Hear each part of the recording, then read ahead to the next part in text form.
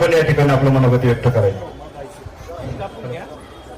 ज्ञानदेवे रचिला पाया उभारले देवालय नामाता याचा किंकर त्याने रचिला आवार जनार्दन एकनाथ खांब दिदाला भागवत तुका झालाशे कळस भजन करा सावकाशी. माऊली ज्ञानेश्वर महाराज आणि जगद्गुरु संत तुकाराम महाराजांच्या पदस्पर्शाने पुनीत झालेल्या या पिंपरी चिंचवड महानगरपालिकेच्या आवारात आज या ठिकाणी आमचे वर्गमित्र स्वप्नील चौगुले यांचे वडील तानाजी मामा चौगुले यांच्या अभिष्ट चिंतन सोहळ्यानिमित्त आलेला सर्व जनसमुदाय. खऱ्या अर्थानं या परिवाराकडे पाहिलं तर दोन आदर्श घेण्यासारखे आहेत. एक म्हणजे यांनी संपत्ती बरोबर जे संततीकडे लक्ष देऊन आपल्या मुलांवर संस्कार केलेले आहेत.